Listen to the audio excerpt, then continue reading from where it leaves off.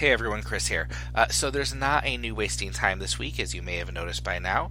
We will have our regular It's My Favorite episode up next Wednesday, and I hope you listen to that. It's a lot of fun. What I did want to do this week was give you a little bonus. You may have heard me mention my other podcast, We're Watching Here, from time to time. That's a movie podcast I co-host with my friend Perry Seibert. We are both members of the Detroit Film Critics Society, so every 2 weeks we have a lively discussion about film. We recently talked about American Beauty. We have an episode about Fight Club coming up, but this week we actually talked Joker, which is obviously a very controversial movie right now. It's cleaning up at the box office. Perry and I had differing views on it, so we wanted to sit down to talk about it. We ended up doing it for about an hour and a half.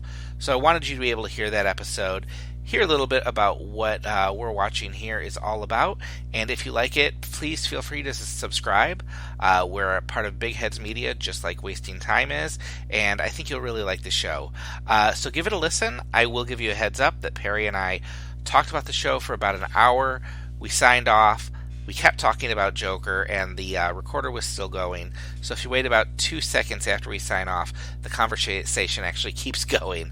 So I hope you like it. I hope you listen and subscribe. And Wasting Time will be back next week. Thank you very much. This podcast is part of the Big Heads Media Podcast Network. Go to bigheadsmedia.com for more great podcasts. And now, on with the show.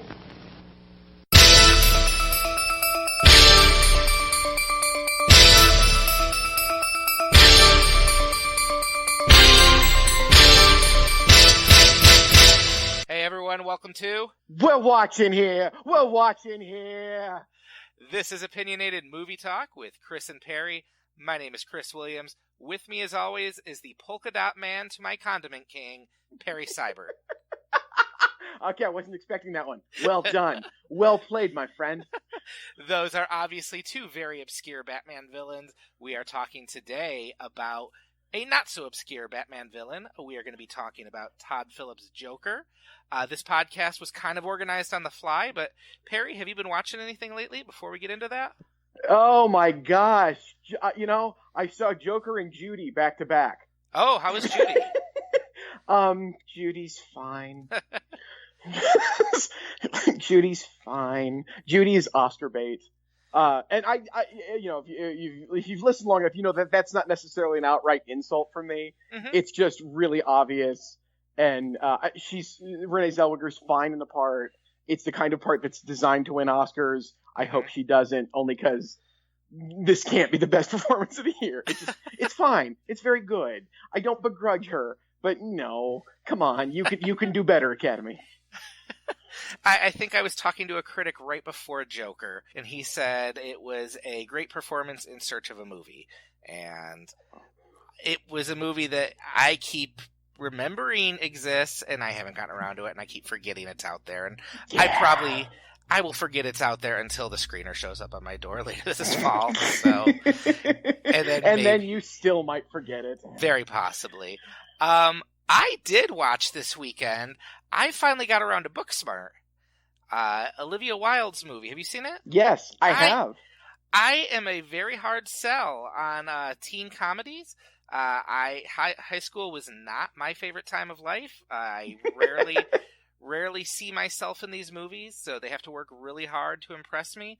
I absolutely adored Booksmart. It was a delight. I think I laughed harder at this than any other movie I've seen this year. And I loved it. I love Beanie Feldstein and Caitlin Dever. I want a whole series of buddy comedies with them where Billy Lord just pops up randomly in each of those. I love Caitlin Dever in the movie a lot. She made that film worthwhile for me. Otherwise, I couldn't help but sit there and go, okay, well, yeah, okay. It's super bad. It definitely is. You found a way to do super bad, which is impressive. I'm not saying that's not worthwhile, but you're also not really thrilling me comedically. Or I am as some people are immune to the charms of her brother. So far, I have yet to be moved by Beanie Feldstein in any capacity. Oh, that's fascinating. I loved her in Lady Bird, and I really liked her in this. I adore her brother. I am not yet sold on Beanie. Although, you work with Richard Linklater for 20 years, something might come out. So give it time. Give it time. Sounds good. Well, we're going to talk about a movie that is not a laughing matter today, and that would be Joker. Joker is Todd Phillips' dark reimagining of the popular Batman villain, and it smashed box office records this past weekend, bringing in $96 million. It drew concerns from the FBI and local law enforcement, who worried that its portrayal of a loner finding meaning through violence might inspire other young men to do the same. This isn't a kid-friendly Batman movie. Its protagonist, Arthur Fleck, played by Joaquin Phoenix, is a mentally troubled, lonely, and angry man suffering in a decaying Gotham City that feels like late 70s, early 80s New York. When societal pressures are too much for him to bear, the clown for hire turns to violence, clashing with the powers that have kept him down. But Perry, there's another clash that's been going on, and that's between critics over this movie. Yes, indeed. Yes, indeed. The film opened last month at the Venice Film Festival to raves, walking away with the film's coveted Golden Lion. As I heard another critic say today, now a bunch of fanboys know what the Golden Lion is and think it's the most important thing in the world. Its reception in this... Go ahead. I can't help but point out at this point the other infamous film that got crushed from some people online that did, of course, win the best picture at Venice was also Magnolia. Paul Thomas Anderson's Magnolia also won Best Picture at the Venice Film Festival. Just to give you some idea of how they really don't give a shit at the Venice Film Festival what critics in America are going to think, which is I applaud them. It's I think there's a lot of crossover between the Magnolia crowd and the Joker crowd. I'm sure they both are about alienation in the modern world, Chris. Same movie, man. Same movie. So, as you can tell, its reception has been more complex in the States. Some reviewers have hailed it as a masterpiece with a commanding lead performance, and others decry it as irresponsible, empty provocation. As of this recording, the film has a 68% on Rotten Tomatoes, a 58% on Metacritic. And Perry, I'm going to leave you to start the conversation. Which is it? Is it a rancid mess, or is there more underneath the makeup? There is more underneath the makeup. If I have to pick one of these two ridiculous polls to choose from, I'm going to say there's actually a little more under the makeup. I will gladly admit this film is completely incoherent. I am not saying it has a formalized worldview and seeks to explain the world as it is. I am not arguing that in the slightest. I will also grant to everybody I've talked to about this film, if you just had an awful if you just had a miserable time at this movie, I get it. You were supposed to. I understand. I don't think that's a wrong reaction. I don't think that's a we're not going to think about it reaction. I think that's a perfectly reasonable reaction. Todd Phillips has shown in the past he's more than capable of, on purpose, making an unpleasant movie. That's what The Hangover Part 2 was. Purposefully. He was alienating all the people who came out to see The Hangover. That's his instinct much of the time as an artist. And my fear going into this was that it would just be that again, with nothing behind it. And I got to admit, Chris, we'll get into it. I think there's a lot here worth turning over and we're thinking about and we're talking about. And again, not because I think Phillips has a point. I don't know. Art's job is to ask questions, not come up with answers.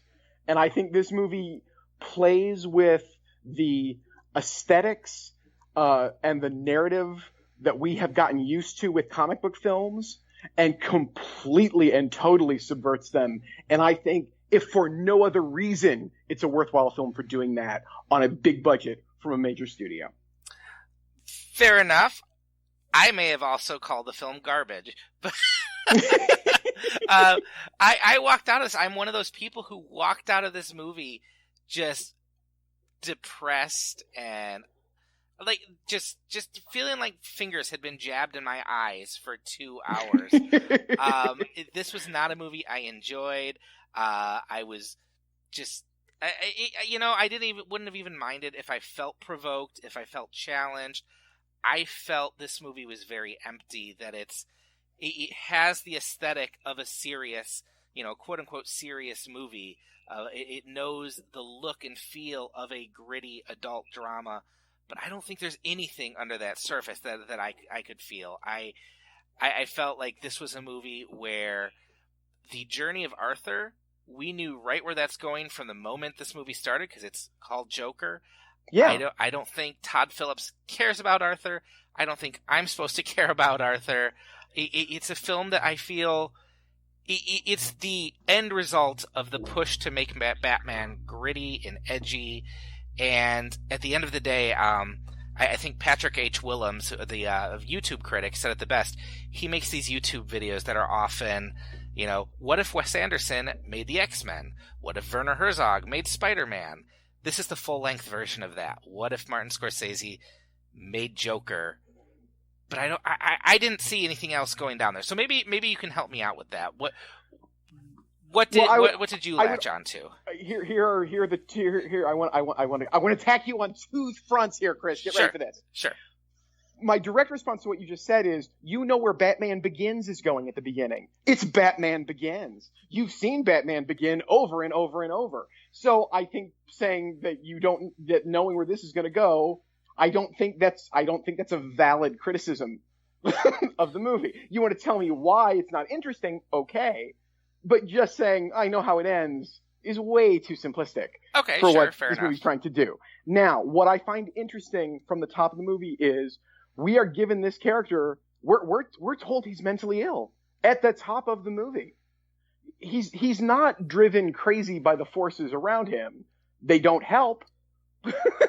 They certainly don't help, but he's already crazy when the movie begins. Yes, that's true. And so that, for me, put it somewhere else at the beginning. That's interesting. Okay, so what do we watch for an hour and 40 minutes? We have Todd Phillips attempting to put us inside the heart and brain of a mentally ill person, which, yeah, he's probably not talented enough to pull off for an hour and 40 minutes. I agree. The film can be incredibly dull. It is unpleasant aesthetically. I grant you, as I've said. I'm not arguing that it's fun to watch by any means or likable. But that's what he's trying to do. At the same time, he's laying out how the society at large gives him nothing back. He's got nothing to work with, slowly and surely. As he says in the giant scene at the end of the movie, and we're spoilering right up top, people. I want to be real clear. You cannot talk about this movie without talking about what goes on at the end of the movie. During the giant monologue, when he's on the show with De Niro's talk show host character, he says, this is what happens if you won't help the mentally ill and there are a lot of guns around. The movie takes place when, Chris? Oh, it's, early 80s? It is 1981, if we're to go by the marquees of the film's play. Okay. It's right when Reagan deinstitutionalizes the mentally ill. Okay? This is not a throwaway. This is like, say, Take Shelter, a movie that is systematically about how the society at large is not helping the people who need help the most. It goes on to, twist the knife by having Bruce Wayne's father be the most powerful dude in Gotham City, who is you and I share the same political bent, so I'm just going to say a Trump-like sleaze bucket. Yes. So, I find it really interesting that his first grand act of violence is perpetrated against 1% Wall Street douchebags who are harassing a woman and then harassing him. And then the only other, there is an act of violence that is purely for his own self-defense, that is morally inescapably wrong in every possible way. But we understand how he got there, and at that point he is on sheer survival mode. And then we have what I hate to use the word, but I have no other thing to call it, the outright assassination of the Robert De Niro character. Those are the only murders he commits in the movie, right? Yeah, that's correct. Okay. So this is not a movie about a criminal mastermind. No. This is a movie about an incredibly disturbed person. That I'm going to get to two big points at the end. The first being, I don't think this film glamorizes that in any way. I don't see that in the movie. I hear people write that. I think that's a real easy thing to think is going to happen if you've never seen the movie. But I don't understand how, if you've seen the movie, this is shown to be a righteous, correct, interesting, moral decision that gets made. That's not what this movie is doing at all. I would agree with you there. I don't buy into the narrative that this is a dangerous movie. I personally don't know if this movie is smart enough to be dangerous. I will say I was very disturbed by the cheers in my audience from people, when there was the scissor murder, for instance, or the assassination at the end. There were cheers in the audience. Like, this was cathartic. This was... They were cheering Arthur on, that he'd had enough and he snapped. I don't think that is a failure of I don't think that's what the movie is saying.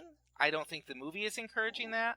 I think that gets into people taking maybe the wrong message or just being too viscerally led along. Or expecting a horror movie. Yes, or that.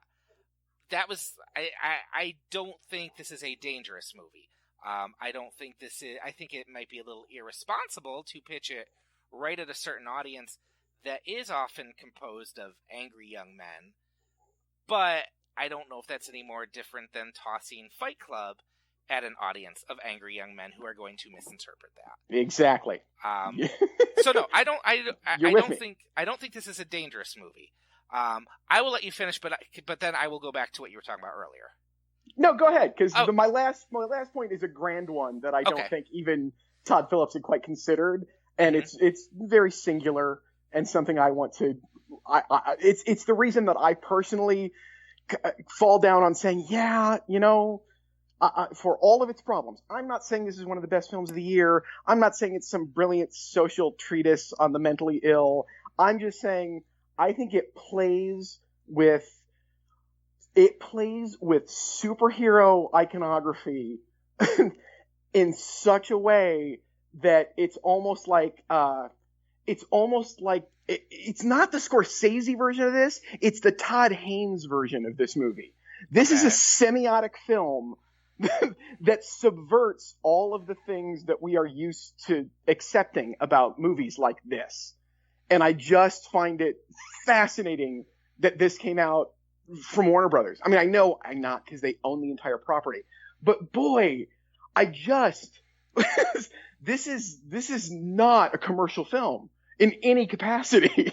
Well, except it is a commercial film. Right, that's what I'm saying. But like we have talked about, and I'm assuming, I don't know when we're throwing these out, but we talked a great deal recently in an episode about Seven, about David Fincher's Seven, a film that is resolutely uncommercial in every possible way. It is an attack on the audience. It makes the audience confront uncomfortable things about what they expect from a movie and what they expect in a story about revenge. And it made $100 million. Okay. Yeah. In 1995. I'm just saying, I don't know how you look at this and think, outside of the marketing of this, that, we're going to market a Joker movie so it'll make a lot of money. I don't understand how you expect this to be a giant hit. And so I'm sort of awestruck and dumbstruck by it. That it exists and it is what it is. I'm not saying what it is great. And I don't think, and I am saying I think it's interesting, even devoid of the fact that it is, a blockbuster hit. Like you said, that beat the biggest October opening ever by $16 million. Like, that's a huge jump. Oh yeah. And it's the fourth biggest R-rated film opening in history, behind Deadpool 2, and I forget what the third one is. But boy, I don't know what I think those are perfect films to bring up in I think those are the two perfect films for me that explain why I personally am intrigued and like the Joker and want to not like it, but want to deal with it. Because to me, Deadpool is the worst possible example of making a comic book film edgy by just adding dick jokes. Like, none of that. I hate both of those movies. I hate the thought that went into them. I hate the idea that anybody thought this was edgy and interesting. I hate the fact that anybody thinks they're cool for loving Deadpool when all they want is a regular comic book movie just with dick jokes. This will genuinely upset you. So if you don't like this, that's interesting to me. And you don't want to deal with why you don't like Joker, that's interesting to me. I think going back to what you were saying first about Arthur being, mentally troubled from the start.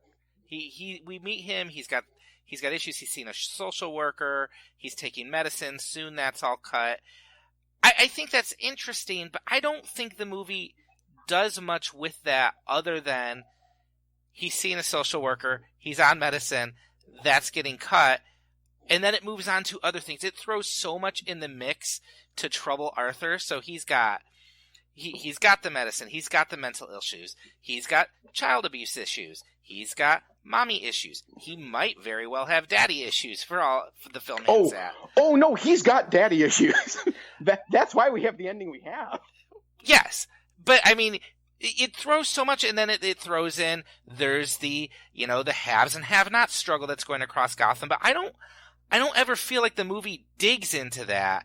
It just layers them on as different things to kind of push him over the edge. And it doesn't attach anything to that. So to me, it just felt like a series of miserable events that are piled on this guy. And there's no tension about where this is all going. I mean, yes, like you said, with Batman Begins, we know where it's going. But there's a tension in how we get there with Batman Begins. There's a tension in why does he choose to dress up as a bat? What are the complexities of that? Logistical questions. With Arthur, it's just, when is he going to kill someone? And that's kind of a foregone conclusion for the movie. It's early in the movie when he finally kills someone, and then it's just, how much more is he going to kill people? And society is bad, and it's just a continual arguing. And maybe there's a better filmmaker who could handle this and make something meaty out of it, but it just felt a lot of misery piling on one person for no other reason. Like, I did not feel there was anything behind that. Well, I will give you where, and I understand that reaction. Again, I don't, I don't disagree with that take on the film. It's not mine, but I find that utterly valid. Here's the argument I would come back with you at for that. Mm-hmm. For me, why I find this really fascinating is, and again, I don't know that Todd Phillips thought about this. I am just going on what I am given in this movie. Mm-hmm. If the whole point is to get to this last 20 minutes, which I think it is, right? I agree with you. There's not exactly a narrative drive in the first hour and 40 minutes of the movie. Right. We are watching the dissolution of a human. Yes. And one done in grand comic book swaths, not in hyper psycho-realistic Taxi Driver swaths. This film is not Taxi Driver. I want to be real clear. Taxi Driver is the greatest film ever made. Joker is not.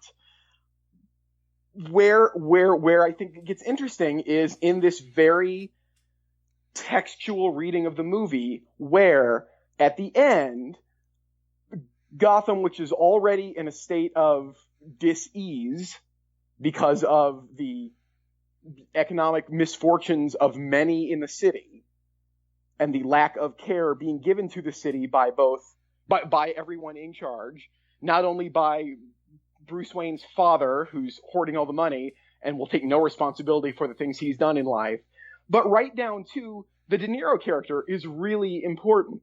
The only time, one of the ways this film really fudges is that it's pretty obvious to me that that's supposed to be a stand-in for the internet, right? He goes viral.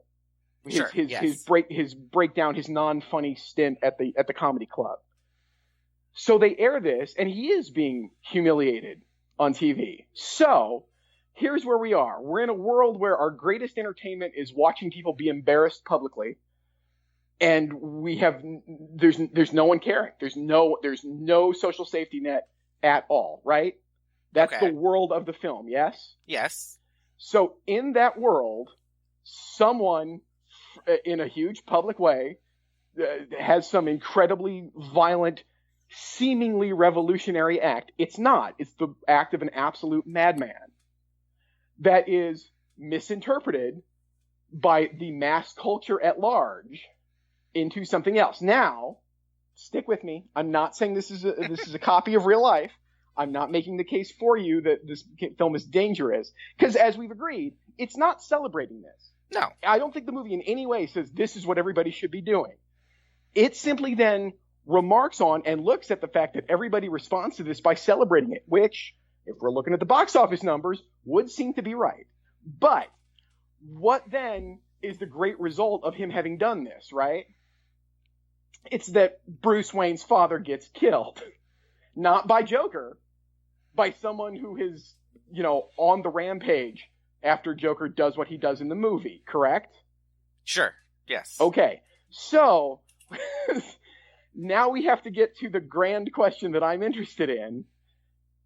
If that's what's been set up, I think the film at some level, again, not a level I think Phillips ever considered, is the film basically saying, are we all caught up in this mania for superhero movies over the last 10 years? We'll call it the Marvel Cinematic Universe. Let's go back to Batman Begins. Let's go back to there. So over 15 years at this point. Mm-hmm.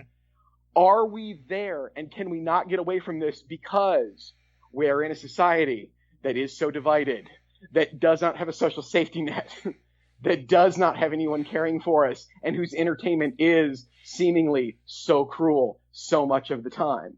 I think that's a really valid question for anybody making movies to ask, and I actually think this movie asks it. I am also not sure how much Todd Phillips would have thought about that. I agree, not at all. But I think that's there, and I don't think you can deny that's kind of there. I think it definitely does try and chase a little bit about what's happening in our culture. I think there is definitely this idea of everyone is angry and everyone's kind of about to snap. I don't see this world as one I'd like them to say, stop fighting. It is a beautiful world worth fighting for. I don't know. It just feels like misery for misery's sake. I feel like if you're going to say this world is a mess and this world is ugly, then give me something sympathetic in there to cling to juxtapose against that.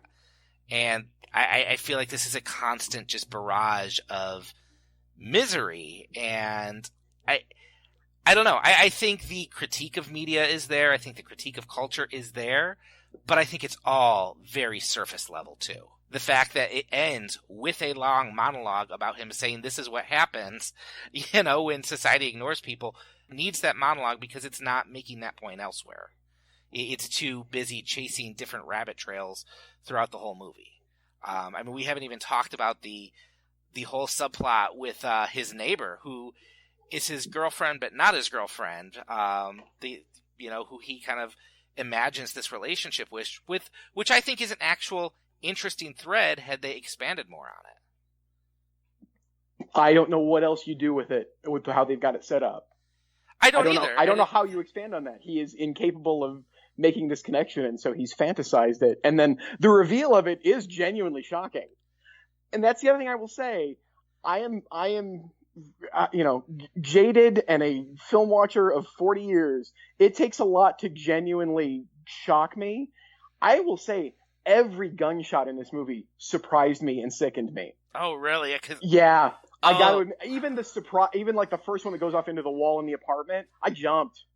Okay, I'll give that one, but as soon as that gun comes into play early, as soon as he's given that gun, I was watching every interaction, and that subway scene.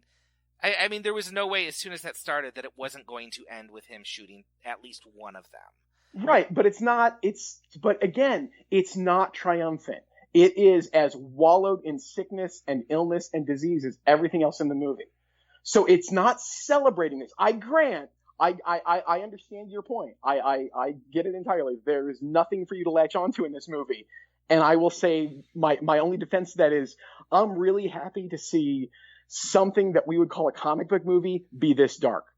To take that material there, I think is incredibly fascinating. And again, with a big budget studio release, with characters that are iconic, not by making something up, not by making up a new character and doing this in some indie level budget, not like James Gunn's Super, but really doing it, really messing with people's understanding of these iconographic characters. I genuinely think that's interesting. I can't help it. I do. I get what you're saying, except that it's a movie about the Joker. So this is almost the movie I would expect if you told me there's an origin story for the Joker.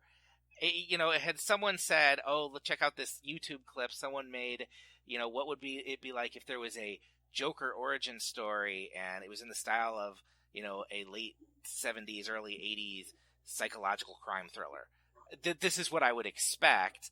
I think that kind of lends itself to this story, and I think a lot of people have gone to see it because this is there's a fascination with the Joker among comic book people that has been waiting for this movie a long time. I talked to a friend at work this week who said, "Yeah, this is the movie we've wanted for a long time." I'm curious if this movie would fall apart if it didn't have that IP. If this would just be, another kind of weak sauce story of a tortured young man that's forgotten. Now, does it gain power from attaching it to a comic book story? Maybe a little. But I also think it kind of... I think a lot. I think a lot. I feel like if it was another comic book character and it was a subversion of what we'd expect from that comic book character, sure. If this was a Batman origin story, which, yes, we've had, but if this was a Batman origin story about this horrible, shocking world, and maybe it was the Joker story that we get paralleled with another person growing up in this culture who decides a totally different path, that might be interesting. But this is... Sorry, I'm imagining Monty Python's Life of Brian Batman story. And now I really want to see this. I think this would be really good. But I feel like Joker is just one of those characters who, this is what it would be. It would be a very disturbing psychodrama, and there is definitely probably something worth talking about in, did Todd Phillips want to make a psychological crime drama, and the only way he could get it made was to attach it to a comic book? I think that's kind of interesting. I think there's no chance of that. I agree, but I also think that this movie wouldn't be made without the comic book IP today. And that gets back to how handcuffed we are to the superhero story. I guess I just feel like I said this before the call, or before we started doing it. I do feel like we saw the same movie. Oh, yeah. I feel like, yes, I see what you're saying. I can see your perspective. I guess my thing is I just feel that's not interesting to me. Or it's too much wallowing, and maybe I'm just at a point where I don't want that. I don't want that constant misery and suffering when I don't feel there's an ounce of sympathy in this movie, an ounce of joy or hope. It's just, I don't think the movie likes Arthur. I don't feel the movie is ever on his side. That would be horrific. That would play into everything we don't want in the movie. But I feel that would be... Why would we want to... If we're asking to sympathize with the Joker, I don't know how to do that and have it be the Joker. The Joker is inherently unsympathetic. Except that this isn't the actual Joker from the comic books. This is not turning into that same character. This is not a person who grows into a smart master criminal. I don't see Arthur Fleck, carrying out any major heists or anything like that. I feel this is a totally separate story, and it's a man who I can't identify with, and I don't feel bad for him. I feel like even before he kind of quote unquote snaps, it's just this kind of he's kind of abrasive even before that. His response to meeting a girl is to stalk her, and he's mentally ill. Yes, he is, but there are which they've told you at the top. I don't feel it ever does anything more with that. I don't feel like his mental illness is tied into any sort of reality that I understand. And I don't know. Like, I think maybe, you're right that it's supposed to be this abrasive, ugly movie that is supposed to be unpleasant. But I guess the thing is, I walked out of that going, my life's too short to be sitting through something this unpleasant. Okay. All right. I can be there. And I will then, my response is, life is too short for me to watch something this obvious is my response to, I'm going to go conservative and say 21 of the 23 Marvel Cinematic Universe movies. Sure, and we'll get there. We'll get there. On the flip side of that, I think good is just as, I think vanilla good is just as boring as and pointless to me at this point in my life. I watch them because I'm interested in the art form, and that's what I'm saying. I think this is an interesting movie. I think to deal with what this movie is dealing with and playing with on such a huge scale is just genuinely subversive. And I don't mean it's subversive about what's going on in the culture. I mean it's subversive within the art form. And by art form, I mean the box office. I mean the large film culture. I'm using art form in with a non-capitalized A. Mm-hmm. You know? The movie as an affront to the movie business. Oh, I kind of really respect it. I don't know. I guess I just don't pick up on how subversive it is. If only because I think from day one, I feel like this is a movie where Warner Brothers knew, oh yeah, this one's got an audience. There are people who will show up for an R-rated Batman movie. There are people who want to see a, quote unquote gritty, edgy Joker movie. I don't feel this was much of a risk for Warner Brothers just because this property has been kind of their bread and butter for 40 years. And sure, they attach an R rating to that. I mean, Zack Snyder practically did that in 2000, whatever it was, with Batman vs. Superman. I mean, that was a dark, ugly movie. I will say, I would happily sit through The Joker before ever sitting through Batman vs. Superman again. Thank you. Thank you. I will say, I can live with this compromise precisely. Yes. and I will say, I mean, there is a part of me that does sit here going, I remember the last time that I felt like a movie kind of just bothered me and just kind of pushed me away this much was Drive a few years ago. and I gave Drive a horrible review, and I went back and revisited Drive a few weeks later and totally flipped on that. Interesting. And I don't know if there is a part of me that is that maybe reacting to something in this movie that is there that I don't want to react to, that I don't maybe want to wrap my arms around. But I will also say, I feel like if that was the case, I wouldn't have been so bored the whole movie. Like the fact is, by the time we got to Arthur going on the Robert De Niro show, by the way, Robert De Niro horribly cast in this, is the voice of American humor. In 1981? Yeah, I think it's right on. Oh, sorry, really? Oh. That's Carson. That's late era Carson. That's exactly right. Again, don't discount the time period on this. It's there for a reason. It's 1981 for a reason. I don't know. I won't give you that. The character's not funny. The character's not supposed to be funny. The character's not funny, but I don't think he ever... I don't even think when he's called on to kind of confront Arthur and to push back at the end, I don't think there's much there to the character or the performance either. I don't think De Niro really shows up for that. I think he's there for the iconography to link this to King of Comedy. And Taxi Driver. Yeah. And Taxi Driver, which I did want to go back to this. The movie's not Taxi Driver. No, nor is it King of Comedy. No, but it's very... I mean, Todd Phillips has been very open. It's inspired by it. The look is straight out of that. I kept going back, and I think this is the thing that was missing for me. There's that shot, and I talked about this in my review. There's that shot in Taxi Driver where Travis is on the phone being rejected, yes, and the camera looks away. Yes. And it can't look. And there is as troubled as Travis is, there is sympathy for him in that moment. And that's why... wherever that movie goes, there's still a part of me that sympathizes. There's a part of me that's sad or that feels it's tragic.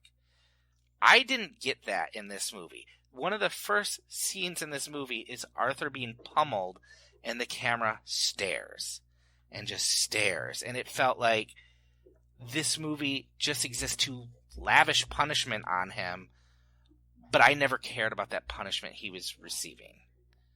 And yes, where I agree with you is that Travis Bickle is always trying to act appropriately. Yes. He can't. He's as mentally ill as whatever Joker's real name is. I can never remember. It doesn't matter in this movie. But the difference is, yes, the difference makes for a more unpleasant thing.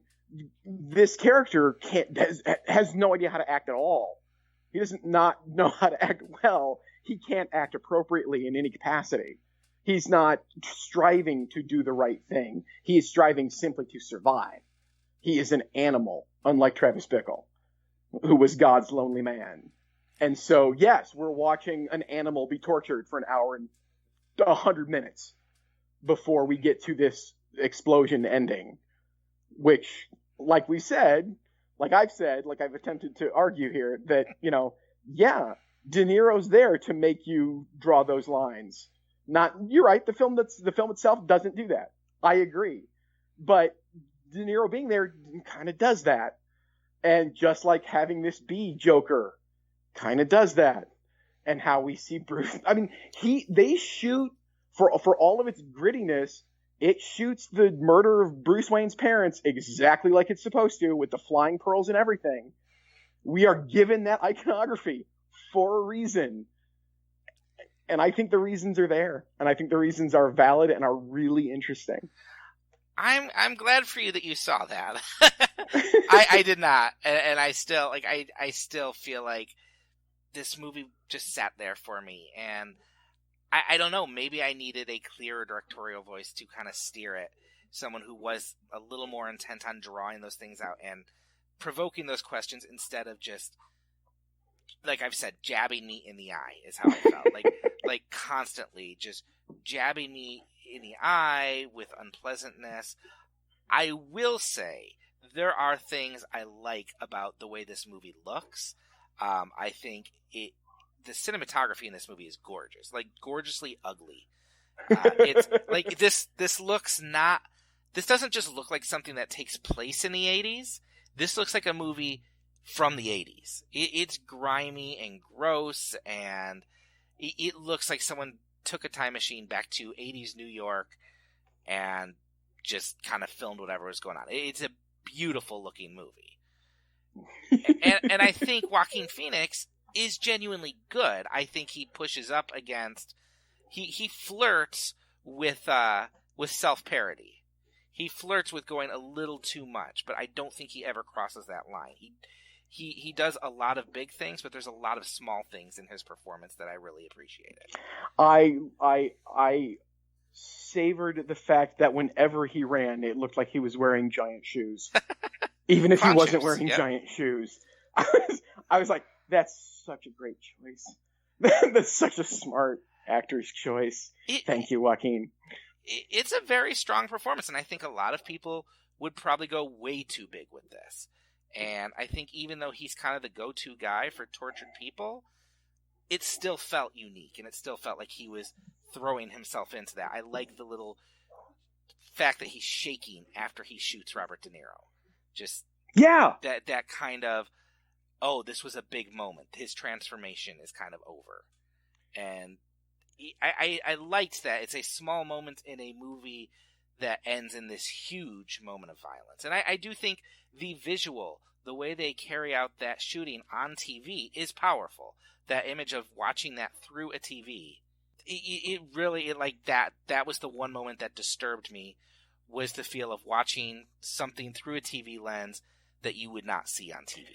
And then cutting to the bank of screens, which is an obvious nod to the last sequence of Network, which is drawing us back to talking about the culture at large. And we get that Network reference before we go out and have the mass carnage that leads to the creation of Batman. I think it's got something on it, guys. Ah. I gotta say, it's not. I'm not saying it's not that it works. I'm not saying, like I said at the top, I'm not saying it's coherent. I don't know that Todd Phillips thought about any of this, but boy, I saw it when I was watching the movie. I could draw those lines, and while I'm agreeing with you, the first 100 minutes is a slog. It is boring. I think it's supposed to be for large chunks of it. I really do. I think he's that intent on subverting everything we expect from a comic book movie, and I respect it. See, and I don't. I know, I know, and great. it's a weird feeling because I can see everything you're saying, and I feel like okay, I can catch that and I can agree with that, but I feel like those are items floating on the surface that never anchor down to anything else. Like they are moments that make me think, but I don't think the movie does anything more than say, hey, what about this? And then kind of walk away from it. And what about this? And then kind of walk away from it, which kind of just leaves it this empty movie that I wish they would have done more. I wish I would have been pissed off by this movie. Like, I wish I would have been a little disturbed by some of its ideas or worried about it, because then I feel like it would have at least burrowed into me a little more.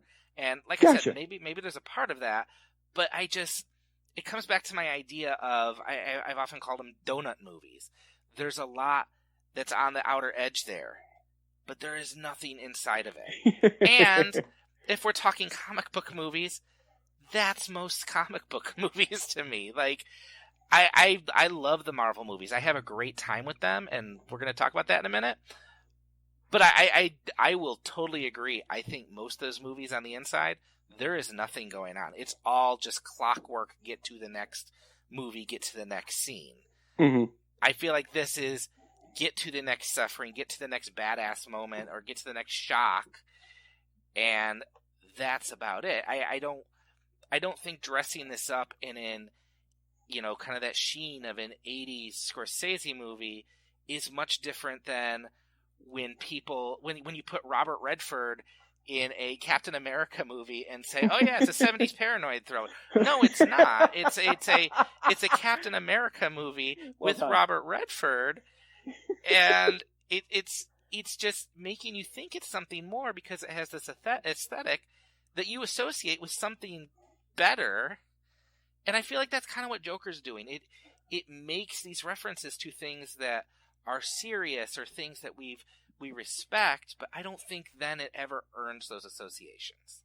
They're there, but I don't think the movie ever knows what to do with them or how to make them work beyond it's there.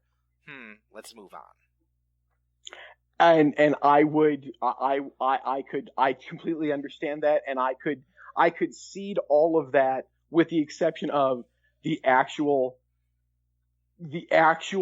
straight up comic book iconography they steal from and the social milieu they've set up in the movie. I think that's there, and I think that's hard to deny. If it's not enough, it's not enough, but it's trying in ways that I think most comic book films never come close to even thinking about trying. Fair enough. We will agree to disagree on this one. But I will say this. This is one of those movies where even though I don't like it at all, I like talking about it. Yeah. Like, I had a good time with Avengers Endgame. Do you know how much I've thought about Avengers Endgame since April? Not much. No, hopefully not much at all. Not much. The ride ended. I got off. I moved on to the next thing. Which brings up a nice little dovetail. The Martin Scorsese was originally signed on to Joker as a executive producer. Indeed. He is not on that. He is not. But the movie is very much indebted to him. But he caused a little bit of a ruffle this week among the geek community. He was talking to Empire, and he was asked about the Marvel movies, and he said, and I'll quote, about the Marvel movies, "I don't see them. I tried, but that's not cinema. Honestly, the closest I can think of them, as well as they are, with actors doing the best they can under the circumstances, is theme parks. It isn't the cinema of human beings trying to convey emotional, psychological experiences to another human being." I will say this. I think Joker is a bad movie. I think it is cinema. I think it might be shitty cinema, and sometimes I'd rather have the roller coaster. But I do feel like this would be more in Scorsese's definition of cinema. I'm not going to go to the mat and demand that Joker be considered cinema. I would like to I mean, as much as I've argued for this film, please understand, I don't know that it's good. I think it's incredibly interesting. I think it's worth talking about, and I think it is confrontational in really interesting ways. But no, and here's where I side back with you. It is, at some level, as much as it's trying to get at, I think it's most interesting as an attack on, not attack, a way to make you think about why is it that you've been watching these comic book films for 15 years. I think that's why it's most interesting to me. Now, what Scorsese said is 100% correct. Sure. I got nothing else to say. That's exactly right. That's what cinema means to me. That is exactly why the Marvel Cinematic Universe films aren't cinema. They're product. Products can be very helpful. I have no problem. Product is not an insult in and of itself by any means. Product can be good. Product can be great. Product can be horrible. Just like cinema can be great and cinema can be horrible. Anybody who's seen a Lars von Trier film knows this. They know cinema can be horrible. Yeah, I find it hilarious that James Gunn was so offended. A dude who spent the first, 80% of his career being an absolute flamethrower online, insulting everybody that they could, and now wants to be taken seriously so that he can continue to play with the toys. Oh, but here's the thing, too. I would not be surprised to find that Martin Scorsese saw Super or Slither, or, well, maybe not Slither, but Super, and liked it. Like, I wouldn't be surprised if he was a James Gunn fan. I would. I gotta be honest. I would. I'll be honest. I would. But I mean, I also just get kind of, I don't know. I was kind of shocked that this ended up turning into, maybe I shouldn't have been shocked because it's Twitter, but that it turned into a whole online, like, bashing of Scorsese, when first off, everyone who was calling him elitist and out of touch were going to go see Joker this weekend, which draws heavily from his movies. Yes. But I don't disagree with what he said, and I am someone who likes the Marvel movies. I enjoy going to see them. But first off, I would be very disappointed if I thought Martin Scorsese was sitting around watching Marvel movies all the time. Like that's not what I expect of him. He's Martin Scorsese, and it would depress me if he was really upset that Tony Stark died.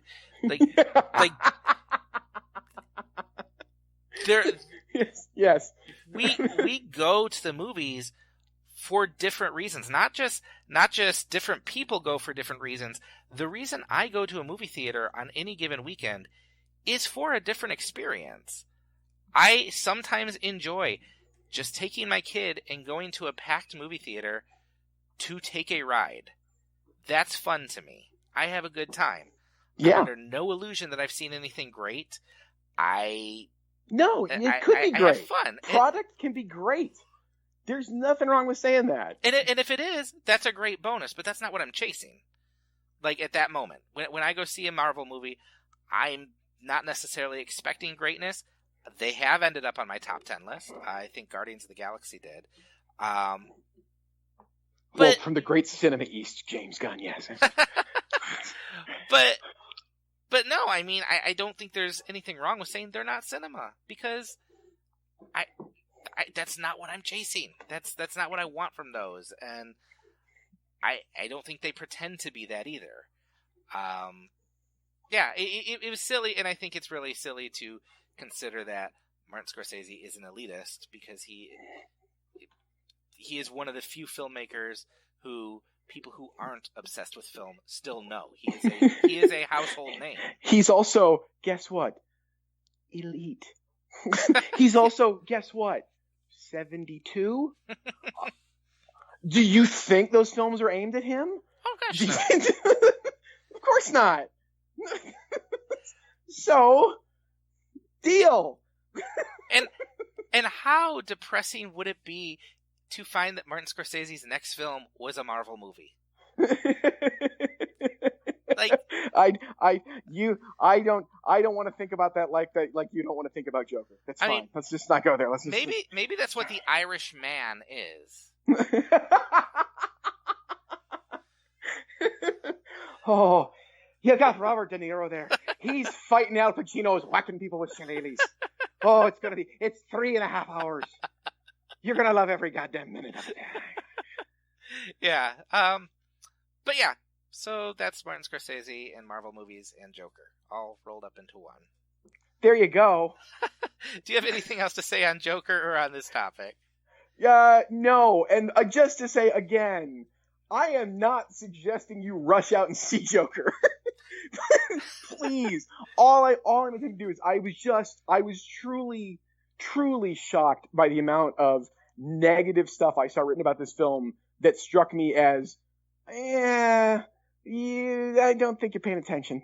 I don't think you're really trying. And from people who would give every Marvel movie a pass. And so that's what I find fascinating, is that I am still unable to see, other than, like I said, fully admitting the film is close to unwatchable in many ways. It is a difficult sit. I just like that it is messed with people's expectations in that way. Fair enough. It messed with my expectations by being worse than I expected. So, I'll just say again, I think it's been a fascinating movie to turn over in my head over the last week. And when I see people rushing out of it, like raving about it, and it bringing in $96 million, and critics who I respect, saying, "Hey, I got something out of this," it makes me go back and say, "Did I miss something? Am I wrong?" But I know what I felt watching that movie. Sure. And sometimes that's all you know. Sometimes that's all you come out with. And Todd Phillips wanted you to feel that. I'm sure he did. You know what? It's better than Due Date.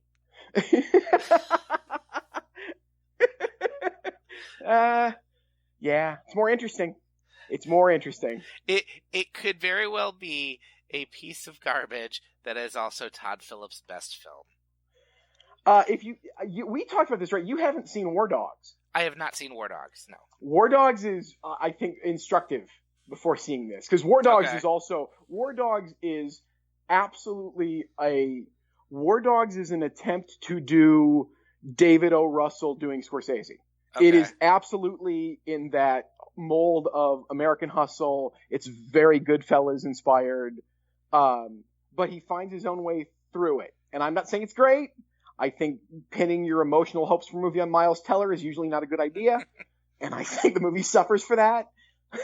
It could use someone with a little more gravitas, but it's, again, a really interesting attempt to do something that is not nearly as alienating as Joker or Due Date or Hangover 2, but was really an attempt for him to stretch as a director, and he does. I think it's a really interesting movie. I'm glad he made it. It actually made me more excited for Joker than anything else. That all of these things he was saying, I was like, okay, I know that you're playing with this material, and I understand you think you can pull this off, and I'm curious to see how close you get.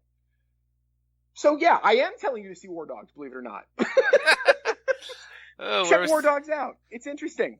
Where was that advice last Tuesday before my screening? Oh, wait, you had probably given it to me when we had recorded last time. Perry, where can people find you? Oh, you can find me every Friday morning at about 9:40 on the Lucy and Lance Show on 1290 AM in Ann Arbor. You can find me on Facebook. You can find me on Twitter at Perry Loves Film. You can probably find me in the third row center of your local multiplex.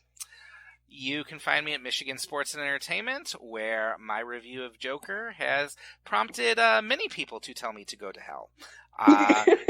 You can find me... I'm sorry about that. I didn't mean it. You can find me on Twitter at Mere Christianity, and you can catch my other podcast, Wasting Time, on Big Head Media. We will be back actually next week. You're going to get 2 weeks of us. We will be back next week talking Fight Club. And we will see you then. Send in the clowns. There are to be clowns. Don't bother, they're here. All those Wall Street guys would not know the words to Send in the Clowns. First of all, if it's New York City, yes, they would, especially in 1981. Second of all, what in this film do people want realism from? This is the other thing that's blowing me away. I'm like, what the fuck? What? What are you talking about? This is not real. This is nothing about this is real. Why are we demanding realism at any point in the Joker movie? I do feel like I don't want to feel like, oh, this is the world right outside my door, but I did want some real human emotion. Some real like if you're going to give me a character who's tortured and who's having a mental breakdown and society is picking on him, I should at some point feel a little bad that the society is picking on him. And I guess that's what I didn't get. I don't think... I understand what you're saying. And for me, it is all about how the reaction of that society is so diseased that it sees the actions of a completely mentally ill person as triumphant and heroic. I think that's the critique. And I think that's fascinating.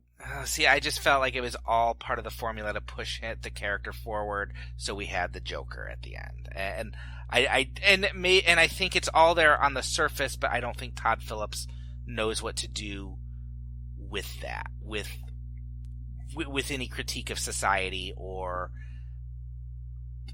forming a character. I think it's just all surface. And yeah, I'm back to I don't understand. Then the only film that would satisfy you would be one that doesn't try to make any actual social statement at all and is just a setup for a Joker this Joker that we meet in this movie to then face off Batman. I don't know. I feel like maybe... And that to me is so empty and obvious that this is so much more interesting for not being that. Well, okay, yeah, I don't want any of that. But that, I don't feel we needed any type of Joker really good. movie. Sorry, that was really funny. I don't feel we needed any type of Joker movie. I don't know. I feel like maybe if it had slowed down and focused on, just dug in a little bit more to the, pick one, the haves and have-nots things, the mental illness. It all just lumps together, and I don't think anything gets it to do. Like, I just don't think there's anything there that feels like, oh, this is... I don't know. It never felt like it got under my skin the way it should, or the way it... I don't know. I feel like I see what it's trying to do. I just don't think it does it. That's fair. Yeah, I can see all the points you're making, and you're gonna make me watch this fucking movie again. And I don't disagree that there's, and I am saying, we are so close to doing the same thing. I just actually really respect that it tried to do those things, even if it failed. I think it's fascinating that they attempted, and I don't think it fails because I don't think there's an answer. I think the failure would be to say this is what caused this and this and this. I think it's way more interesting as this intertextual thing about how why do you keep needing these superheroes? If you just calmed down and you worked to make society a much better place, you wouldn't need this myth over and over and over. I think that's really fascinating. Okay, I misread that at the end, or I got a different reading. I don't want to say I misread it. I got a different reading. I felt that whole ending with Bruce Wayne's parents, which, by the way, probably 10 years of my life has been devoted now to watching Bruce Wayne's parents be murdered. Uh-huh. But I not since Lincoln has a person been killed more on screen. Always the damn pearls, too. Bruce Wayne, I know. But I, like, to me, that read as we need to somehow remind people this is Batman universe and stick it in there because maybe there's a sequel. Maybe there's more to this, which Joaquin Phoenix has started talking about more. Like, I don't feel the film ever was saying anything grand with the Batman legend, with that ending. I think it was just a way to connect it. I was honestly surprised they didn't end the movie with Joaquin Phoenix killing Bruce Wayne's parents, like being the one to kill Bruce Wayne's parents. I thought that was actually restraint that they didn't end with that. Right. I totally agree. So, and it gets to why. So then, why? He's not restrained. That's not the reason. So I'm back to what I said. Why is it doing this? Okay, well then it's a society that is showing how much it is like our society right now. And because everybody responds to these to the mentally ill, we feel that we need this mythic hero to come stop all this instead of just doing it ourselves. I think that's really interesting. Screw you, because you might have. There might be something to that, but I will still stick by. And you said it too. The first 100 minutes of this movie are dull and just plot to me and nothing there. It is, yes, it is unpleasant. And it is fascinating that yes, I don't discount that at all. I sat there for long parts of it, dulled out. I was like, okay, yeah, we're still doing this. Okay, so, oh yeah, there's that Gary Glitter song. That's kind of funny. Nah, not really. No, all right, we'll keep going. I don't even understand. That song doesn't even fit in that moment. Nope. I agree. I read all the things online that say it's just another shock thing because it's Gary Glitter and he was arrested for molestation in the Philippines or something.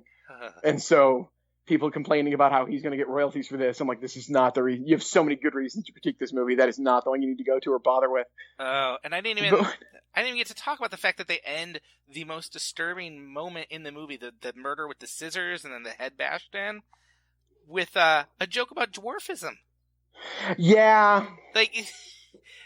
Yeah. That is such a weird tonal shift, which, I guess I shouldn't be surprised given the source, but that's such an odd moment to me that it's this horrific, just brutal killing followed up by a gag, and it was one of those tonal shifts. Like, did you see It Chapter 2?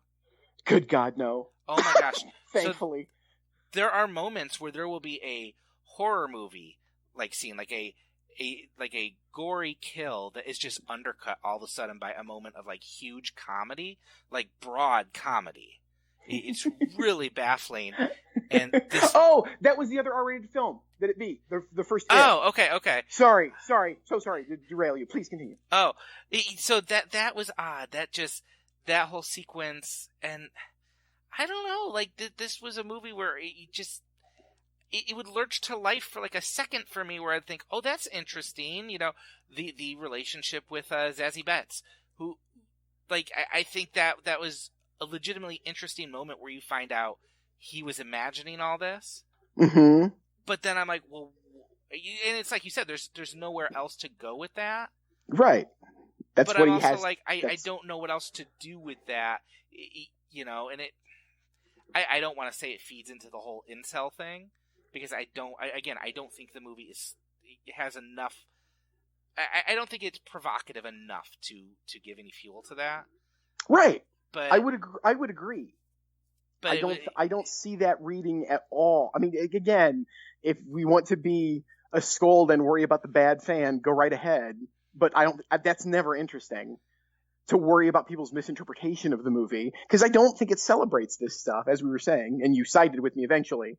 You don't think the film is celebrating at any point anything he does. So, yeah, if you misread it, you misread it. I mean, that's the other grand circle we could get around to of why it's set in 1981. That's only 3 months after Reagan was shot by a guy who, took Taxi Driver as his, as his totem to live, not to live up to, but that he became obsessed with Jodie Foster over this. It's all there. I don't think it celebrates any of it. I do think, like the scene on the subway, I think that's presented as like a cathartic moment for the character. I don't think it's the movie saying this is something to celebrate, but I do think we feel in that moment this is Arthur finding himself. This is him finding something that brings him attention. So I can understand that people might walk away championing this in a way maybe they got the wrong lessons from a Fight Club or Scarface or something.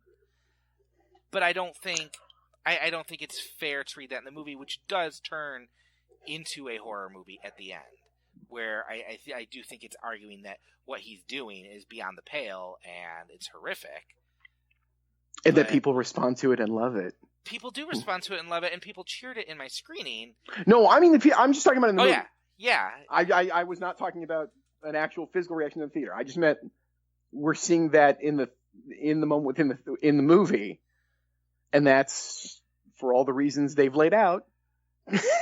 Why we should be talking about this? Well, no, okay, because I will give you that, and you know what? This is still recording, so I'm doing like an addendum where I'm just going to include all this because this is all good stuff. Oh, good, because the Hinckley stuff should really be there. I meant to get to it, so yeah, I do think there's something really interesting in the idea that people see him, the Joker, as a folk hero, and he intends none of it.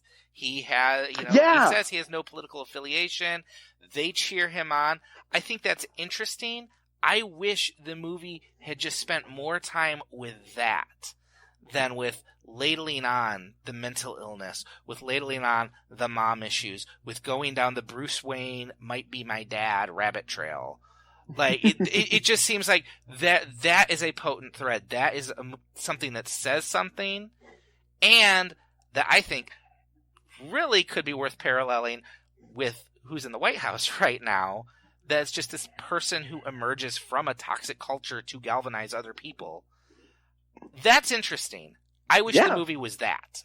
And so I might give you, I will give you that there is interesting stuff in that final 20 minutes that I wish the movie had expanded on over 2 hours. Yeah. Yeah. I would agree. It would be a better film if they could figure out how to do that. Yes. Yeah. I think that might be why I went from being bored to just kind of enraged, because I did feel there's probably a part of me that feels there's something there, and nothing pisses me off more than a movie where there's something there and it's not. It doesn't connect, or the movie doesn't take advantage of that as fully as it could. And the flip side of that coin for me is what I hate more than anything else, other than Halle Berry, is a director with obviously the gift from the gods as a filmmaker, just unspeakable talent, who cannot say anything and is forced to believe that just provoking a reaction is all I have to do. I don't have to do anything else as long as I am a fucking flamethrower. I am super awesome. Yes, I'm looking at you, Lars von Trier. I loathe von Trier's films because they are all that. I see nothing in them, especially after Breaking the Waves. Anything after Breaking the Waves, I think there's nothing there. It is just a provocation. He's got no interest in actual humanity, and he could, but he doesn't. What I find fascinating is I don't think Todd Phillips is that filmmaker. So I like seeing a filmmaker who isn't that naturally gifted struggle to try to say something. I find that more interesting and more worthwhile, going back to our favorite Richard Linklater quote. It's got to be in the attempt, right? There you go. That's why I respond to it, and that's and yes, that's where that's sort of where I landed in response to hearing you say that. So maybe I wanted more, and you got more than you thought you were going to get. Yeah, yeah, I think that's about right. That might be good. All right,